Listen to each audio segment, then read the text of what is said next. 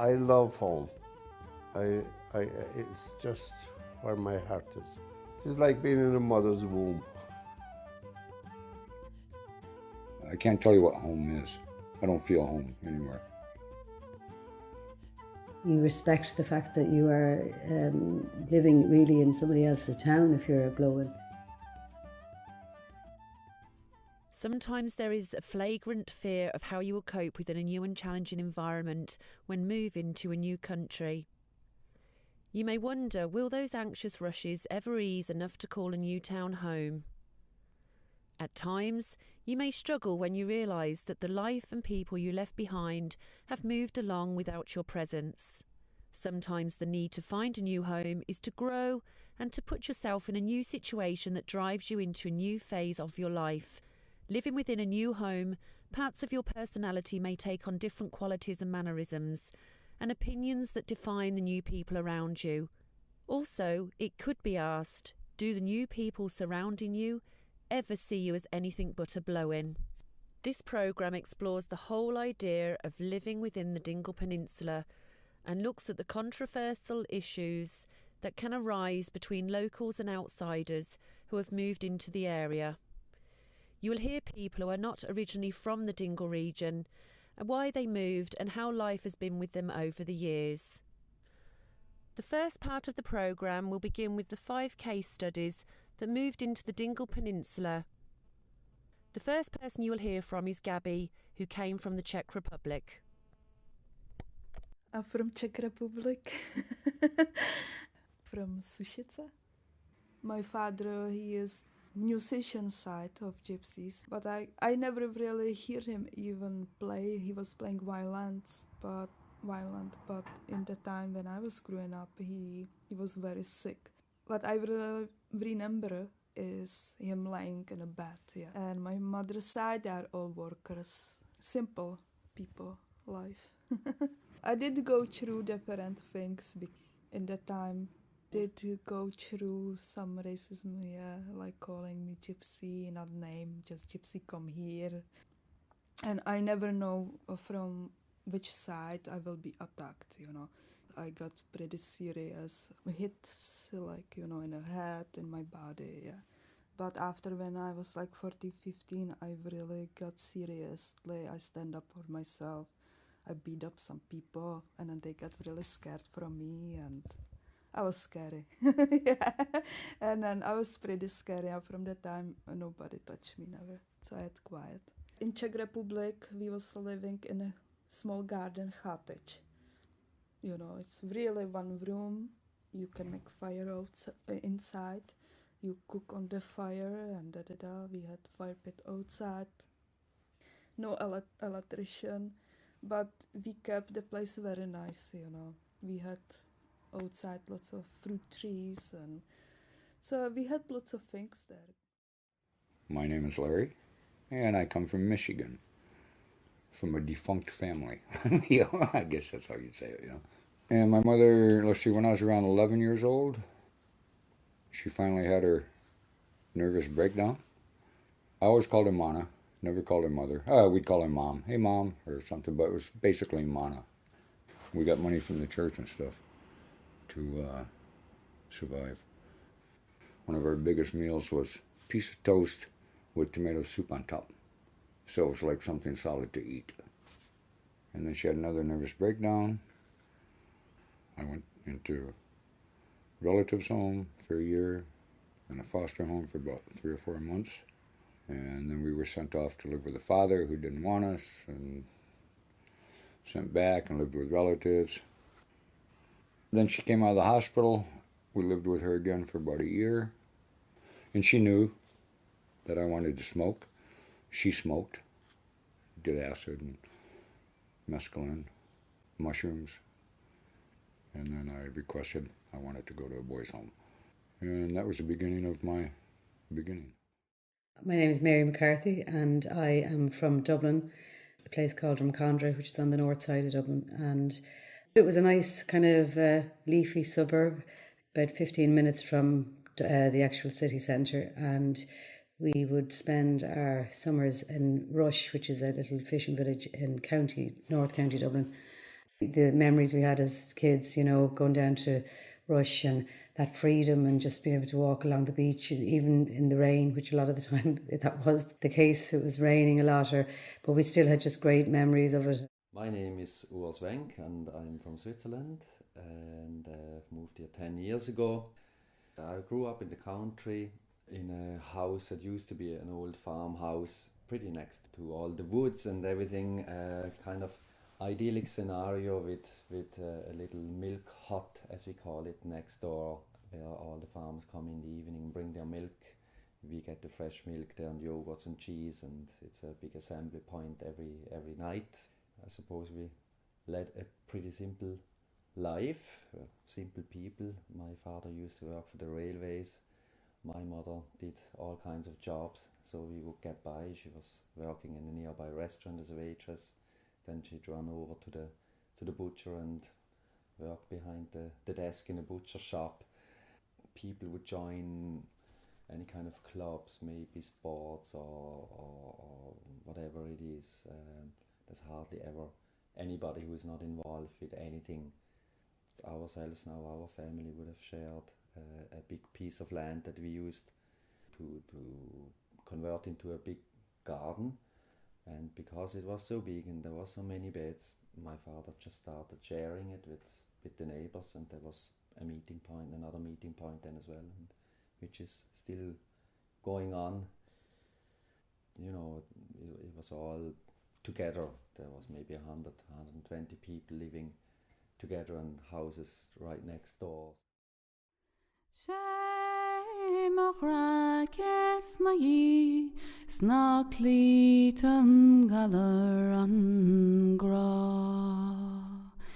Is marig min share mi shachtan esla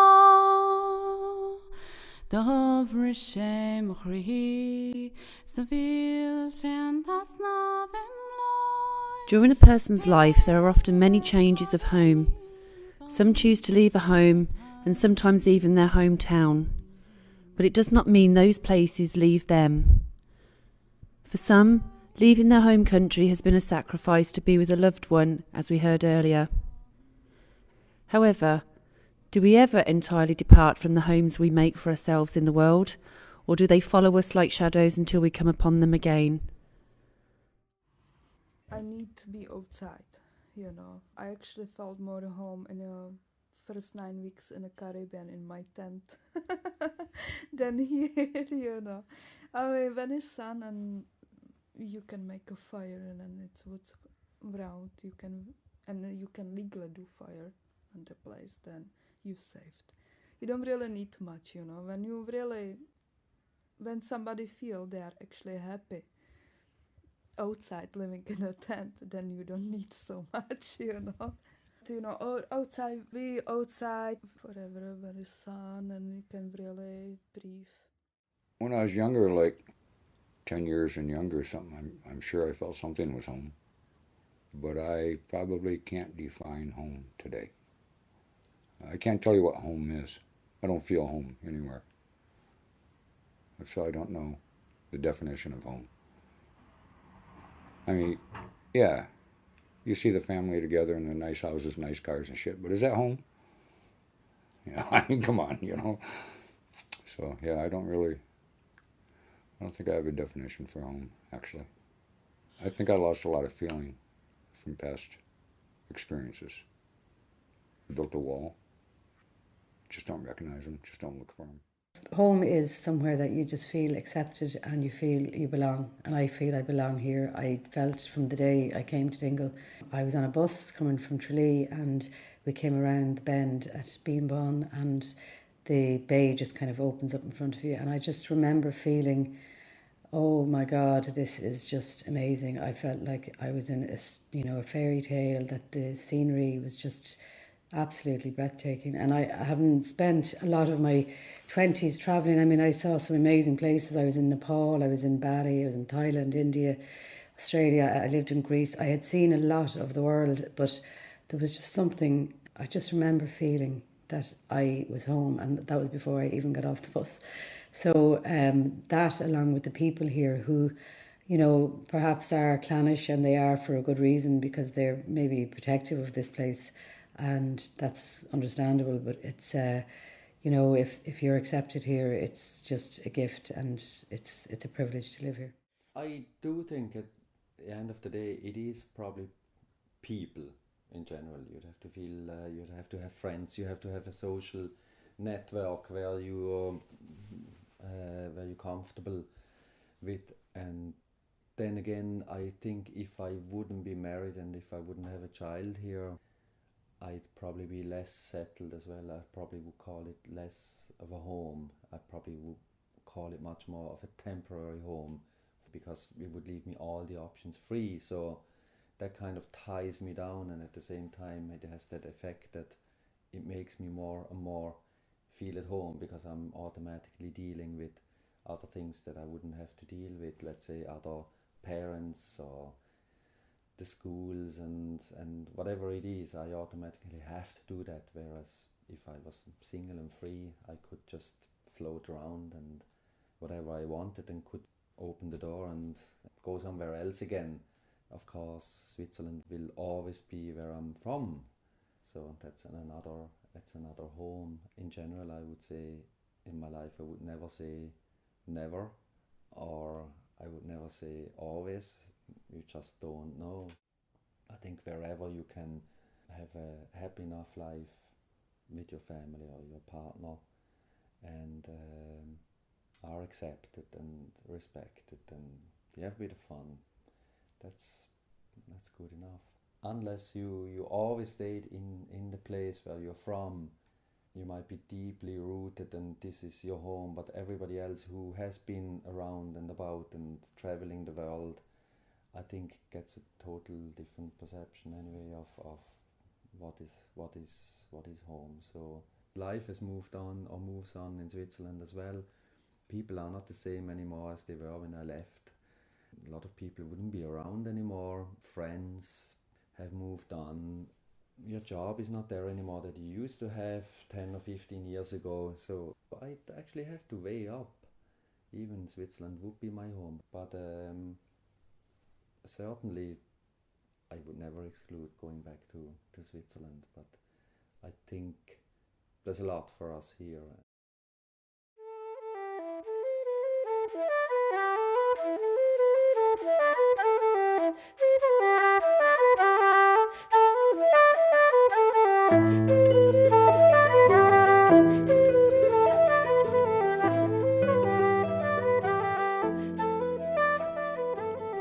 A new community is a place where we can foster a new understanding of the concepts of interconnectedness and independence.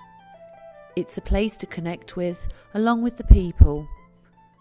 Locals of Dingle have seen many changes throughout the last 20 to 40 years, and some may say the filming of Ryan's Daughter and the subsequent arrival of the famous dolphin Fungi, who arrived in 1983, has been a huge catalyst for more and more outside settlers. 3 locals to the town were asked what changes they have seen over the years. Dingle was all walled in around the 1600 by Queen Elizabeth I, I think. And that's where the gate, I think, was for entering the town there in Degate Street. Dingle was a great place to grow up in. It was a very quiet town that time. We were only fishing and farming. They were the 2 basic jobs that were there, you know. Ryan's Daughter, my mom was in that film. I have photographed there in the film. That kind of changed Dingle completely, you know.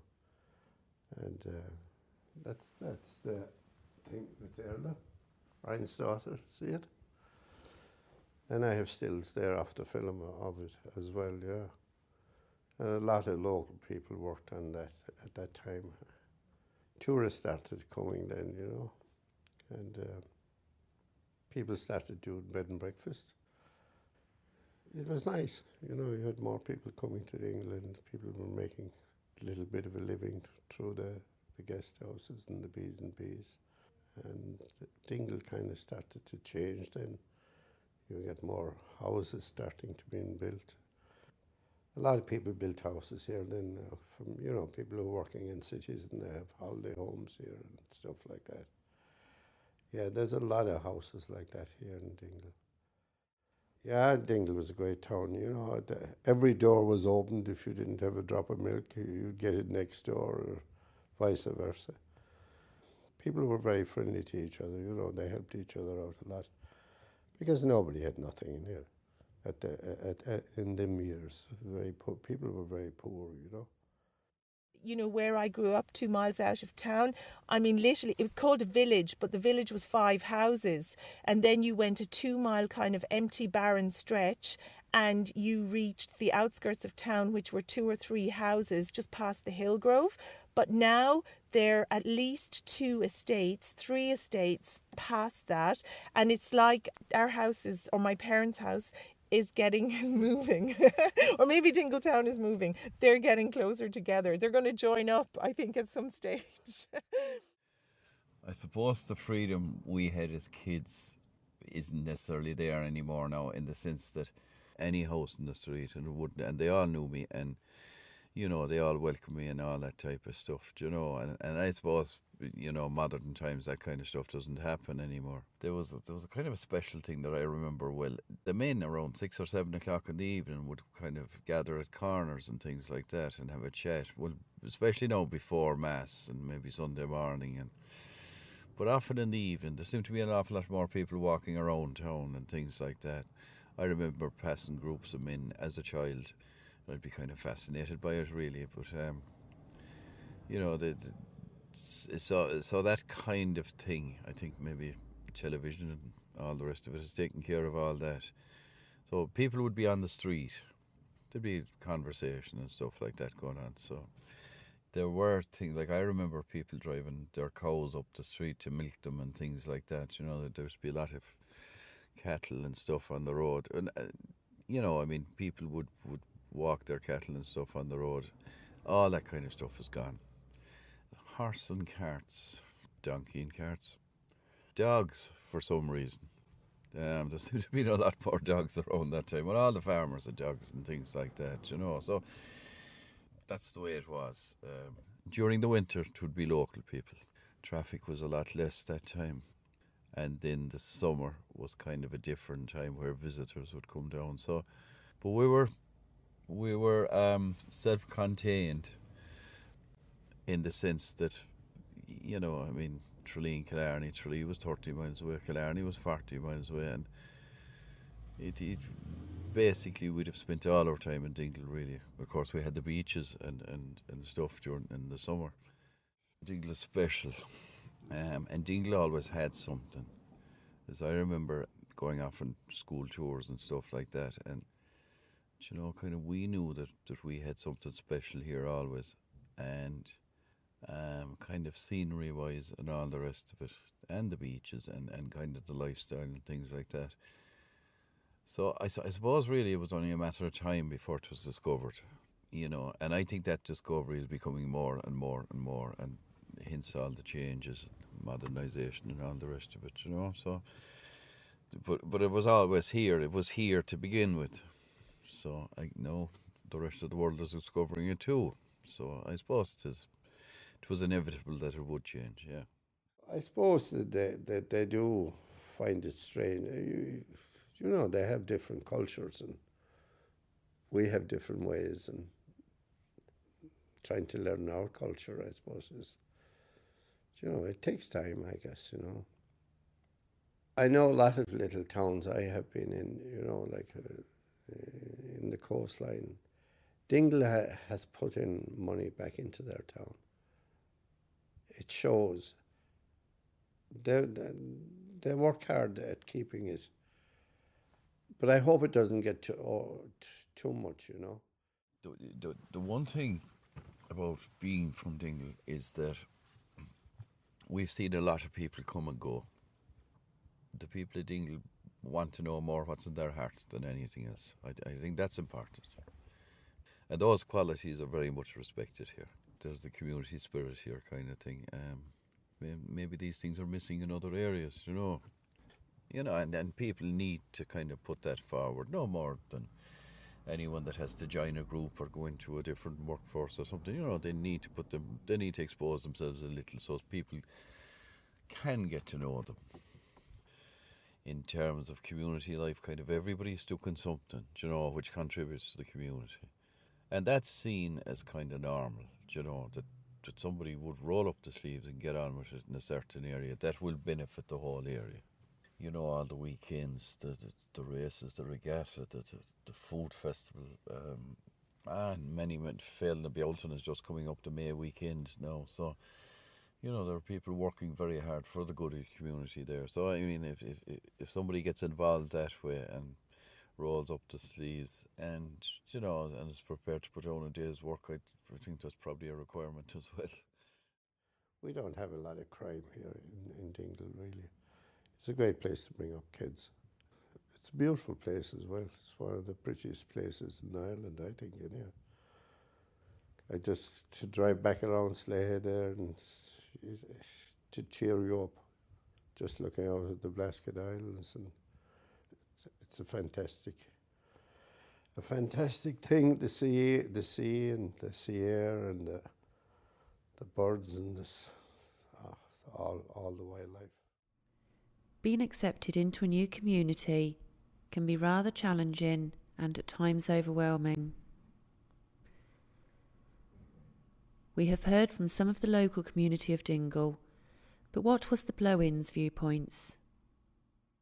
You are living really in somebody else's town if you're a Blow-in, and if you want to get involved, then that's entirely up to you. But I ended up having two sons, and I suppose between them going to school and being involved in the GAA and just you get to know people, more and more people every year, your circle expands. I don't know, I think it's an attitude thing as well, I think you hold on to who you are and your identity, but you are very respectful of the community that you come into. And I think if you get that balance right, there's respect on both sides. I respect people who hold on to who they are, and I think that's really admirable, and it's a very brave thing to do, because it's very difficult, to say, well, actually I'm from Bangladesh or I'm from Lithuania or whatever country it happens to be, and hold on to your traditions and values. I remember in Switzerland, I always thought it's interesting, other people people from other countries that live there, they add a lot, and they talk differently, and they have different customs, they cook differently, they do things differently, so you can only learn. So why should you adapt too much? But you have to follow the rules of society, and you don't want to bother people, you don't want to harm people. That's the most important. I don't think that the Irish will ever be really tied down. I don't think. It's still an island, it's still quite wild, even if you look at the landscape, all the rugged landscape. That's a reflection as well of, it's both ways. Landscape is a reflection of people, and people are a reflection of the landscape. And if you go to Switzerland, there's also loads of mountains. Mountains are wild, but as soon as you come into areas where people live, everything is in order, everything is neat, the hedges are cut, and it's just totally different, and so are people. The Czechs pretty much stay with the Czechs. The Russians, Lithuanians, whatever, pretty much stay in their own little group. I mean, I don't stay with Americans. But you have cliques that are living together in the community. Okay, you go to the bar and you see the Czechs, and like a Czech friend of ours, she always has an Irish boyfriend. But she still hangs out with the Czechs and stuff, But it's still cliquish. Still little groups. So I don't know if they're all connected, or people don't ask us to dinner parties and parties anymore because we never go. They used to ask us all the time, hey, there's a party tomorrow night, you guys come. Okay, yeah, we'll see what we're doing, and we just never go. And now they don't ask us anymore because we just never go. I think that human beings have a great way of reading other people, and if somebody has good intentions and is willing to contribute and be a part of a community, be genuine and have respect for the place that they are entering into. This land or this area belongs to generations of people in one way, and yet it belongs to all of us in another way. But you have to respect the fact that, Irish, it's one of the few places left where Irish is spoken, where culture here is so ingrained, it's so strong. And, you have to embrace that and appreciate it and respect it above all. And it's like we're all transparent, you can't put on, you can't pretend you're somebody you're not.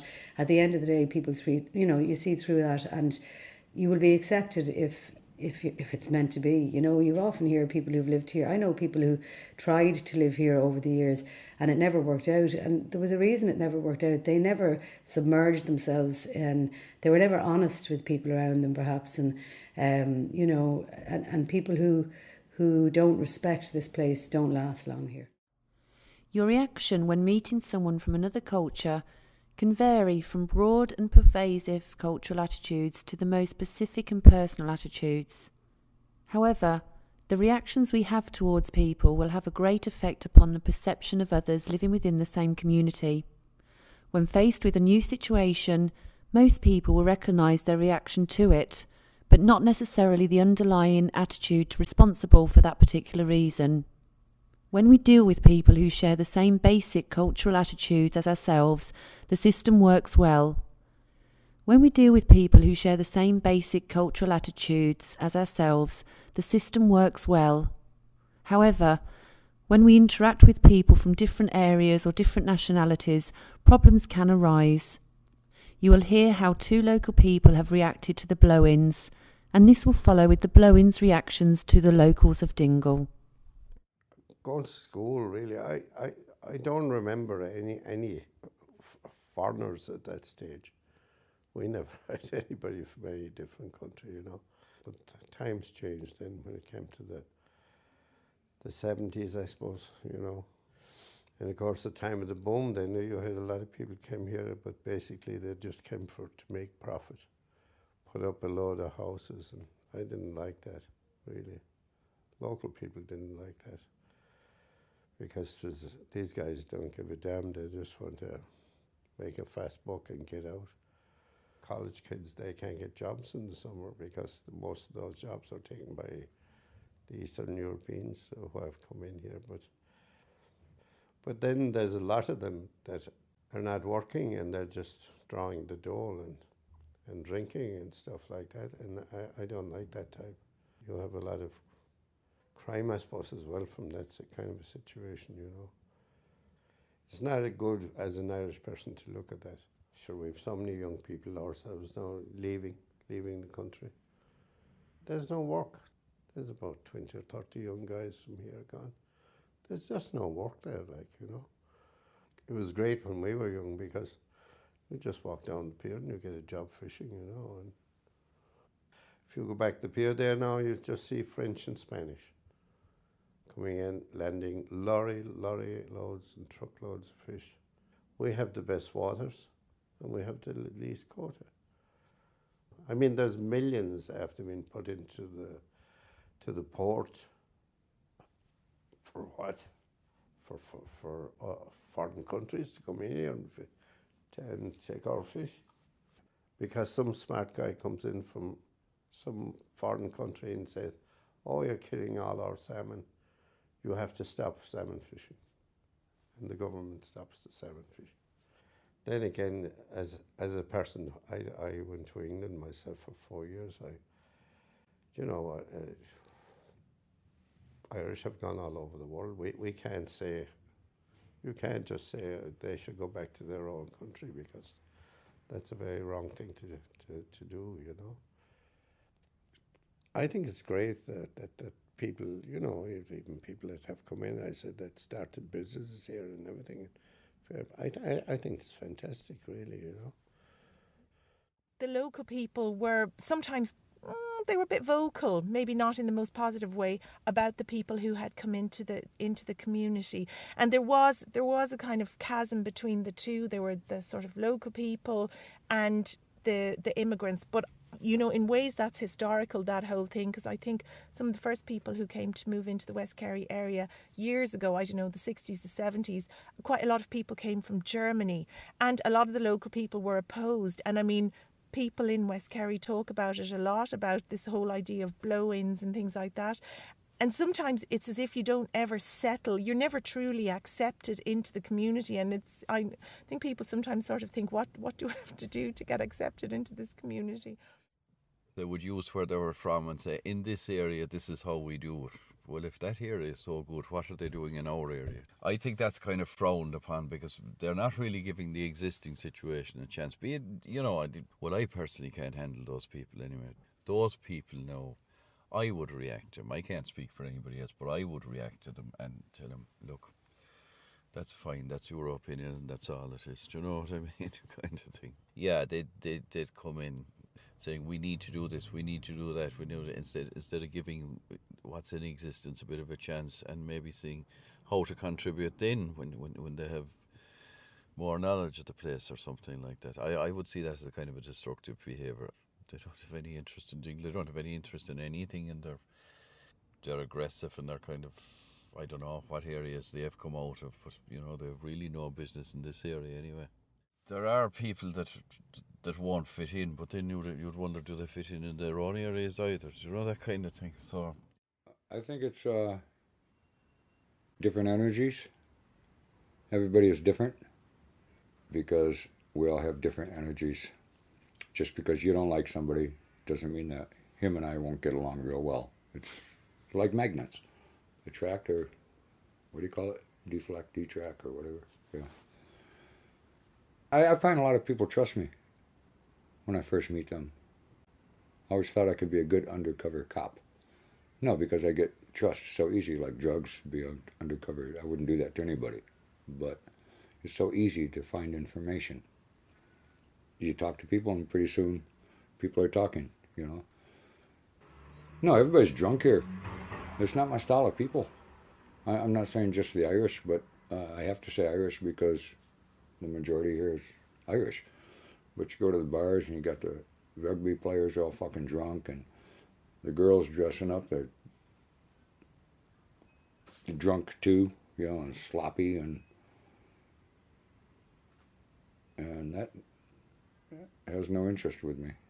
You know, I don't like a drunk. I mean, I drink my beers every day, but you don't see me spitting and slobbering and mispronouncing my words and you know, and getting real close to you when they talk. I don't like a drunk in my face at all. You know, kind of push them back a little bit.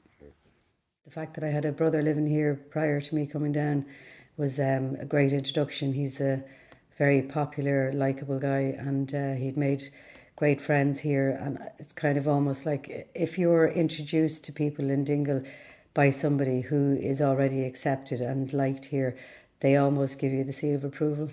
I know of one particular person that's been living in this town probably the same length of time as me.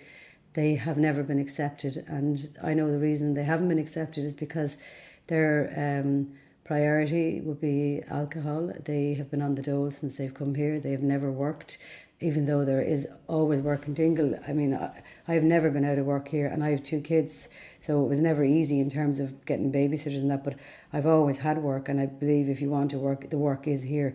But this individual has never worked, basically scrounges off the system, and that kind of person will never be accepted here and will never be looked after because people see through them. I think because Dingle is also kind of it's a metropole for tourism, so people are very used in general of having people from other countries coming into their little town. They make a living out of the tourists mainly, so they can't be accepting just the ones that bring the cash and not accepting the other ones. It just wouldn't work because it goes hand in hand. Whereas maybe in other towns where people just drive through and never really stop, it's a different story. People are not confronted with people from other countries as much. I think it's also sometimes people are afraid of what they don't know. And that's why they be giving out to foreigners. They are afraid. It's the same thing happened in Switzerland or happens in Switzerland. They blame people from other countries for unemployment. It's not right, because who did all the dirty jobs 20, 30 years ago and still do at the same time. So, and there's also loads of people that come from other countries that actually do quality jobs that nobody else in the country can do. So it's all about communication, it's all about education as well. All these places where there's loads of tourists, there's definitely a different approach to foreigners. People are just used, the locals are just used to them, I would say. So maybe that's why somebody that lives here locally but is a blow-in also feels automatically better in a place like that, because it's surrounded by this kind of feeling of international atmosphere maybe, or something. Dingle has fast become a multicultural society, with having such a vast range of nationalities brings a rich diversity of people with a wide variety of needs. This presents particular challenges to the local population and with those who choose to move into the area. Historically, Ireland has had a predominantly native Irish Catholic population, and there are long-established Protestant and Jewish communities with growing Eastern European communities. It's clear that there is a need for mutual learning on the part of Indigenous and new people within the Dingle Peninsula, and one of the locals we heard from earlier explains her involvement with the programme for the integration of locals and foreigners. We aim to do the integration through English language classes and through organising cultural events and different things like that. So basically, to run the project mainly consisted of language classes for migrant or immigrant workers into the locality, and we also tried to organise various cultural events. One of the things that we really noticed when you look at integration was that generally people who come to live in a new place, sometimes they don't integrate very much. I mean, we've seen it ourselves when Irish people go abroad, they tend to stick with Irish people. People literally stick together, sort of a thing. I guess in order to have integration, we wanted to try and encourage people to branch out a bit. I mean, without forcing them, obviously. And we wanted to try and get the local population interested in the new people as well. So it wasn't just about the people who had come into the area becoming au fait with where they'd moved to and learning all about that. It should be a two-way thing, really. So the idea was that it could be really useful and interesting for the local people as well to find out a bit about who these people were, who had come to live in the area. Language classes were a huge part of it, and it was great.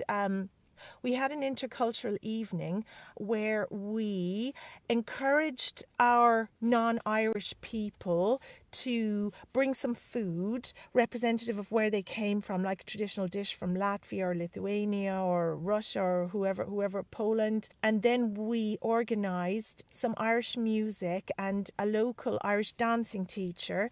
We did have some locals. I mean, some of them, I must admit, were coerced, as in my parents came. My parents came. I was like, please come. But we did have some others who came and willingly came. One of the next things we organised was an intercultural sports day. Children are a great way to bring people together, and that actually worked really well, the intercultural children's sports day. I think possibly we didn't call it intercultural. We left out the word intercultural, and it's a good way to get people to mix, because they were all set up in different teams. Eventually, these projects died down as many people continued to integrate outside of the organised events. However, there were many who decided not to go and instead integrate in their own ways. The following are the viewpoints of the programme's blow-ins of integrating within the community. Everything is based on going to the pub. You can't go to the park. It's raining, it's windy, it's cold. You can't sit out like a little more sunshine or sunshine days. We go down by the pier. We go sit there on the bench and just talk and look around. It was nice, but today it just seems a little different. Weather patterns, I don't know. The fact that I had a brother living here prior to me coming down was a great introduction. He's a very popular, likeable guy, and he'd made great friends here. And it's kind of almost like if you're introduced to people in Dingle by somebody who is already accepted and liked here, they almost give you the seal of approval. No matter where you go in the world, you're going to meet with prejudice. You're going to meet people who don't like English. You're going to meet people who don't approve of girls getting pregnant outside of marriage. You're going to get people who don't like you if your skin colour happens to be a darker shade of whatever. So everybody, you just have to deal with people like that. I think you basically have to ignore them. You just have to let them. They're the ones I would feel sorry for because they're narrow-minded, and they obviously have been brought up with the bitterness and with that kind of hatred. I don't know. I just think it's sad for them. So I think it's an attitude thing. I think. I'm from Dublin. I'm sure there's lots of people who don't like Dublin people. I got pregnant when I came to Dingle, unmarried mother. I'm sure there were a lot of people that didn't approve of that. But I think if you prove yourself to be, a good person, and if you work hard and if you rear your children in a healthy, loving way, I think people will see that and they accept you. And I was accepted. I presume, I hope that that's the reasons I was accepted. Maybe there's people out there who don't like me, but you can't please people. I'm not a people pleaser. I'm here to enjoy life and do the best I can. And I know my neighbours. I have Lithuanian neighbours who are unbelievably just well integrated. They really take part in the community. Their English may not be great, but they still want to be involved in tidying up the road, or the woman in particular makes amazing cakes, and everybody in town goes to her for their child's birthdays, 21st anniversaries, weddings, whatever. Really gifted woman, and has been totally accepted. So I certainly think that being married to an Irish woman helped that process big time, and still does, because just because she has lived almost all her life here and she has loads of connections. She can sort something out when I can't sort it out, and nobody really can if you're going to another country, because everywhere they speak not only a different language, but it's a different language in itself on how to understand each other and how to express each other. I kept myself the freedom of more or less talking the way I'm used to, because I find if I adapt too much, then I lose myself, and that doesn't help anyone. During this programme you have heard from 4 blow-ins: Mary from Dublin, Urs Wenck from Switzerland, Larry Johnson from America, and Gabby John Savannah from the Czech Republic. We all have our own opinions about what home is, but after living within the Dingle Peninsula for many years, what's the overall conclusion that the blow-ins have? We never click together. Never, It's just we respect each other, but I don't think we can ever click, because it's different when you come from Czech Republic and you already grew up. They smile and, they don't. I feel the different energy, I've learned what to say in certain situations, whereas maybe before I would have banged my head in these situations many times, or would have come across or that was inappropriate to say, but I think that's all learning experience. But in general, I'm Swiss. I'm happy and proud to be Swiss, so why shouldn't I show this here? And I don't have to hide anything. I'll never be fully able to cover my accent either. They all pick it up straight away. Yes, I was in school, and within 20 seconds, oh, where are you from? So no matter how hard I try, I'll always be a blow-in. I don't feel I belong to this community. I live here, I do what I gotta do, and I plan to leave. So I'm not even looking to belong, actually. I'm just taking care of my own little space called Larry, selfish or whatever you want to call it. That's me, and that's where I am right now. Yeah, I don't really get involved. I think you can live here any way you want to live here. It's the bottom line is you respect the fact that, you know, you come into this town, you choose to live quietly and not integrate, that's fine, but you respect the fact that you are living really in somebody else's town if you're a blow-in. The one thing we all have to remember is whenever you move to a foreign land or distant place, remember that they are all someone's home and backyard.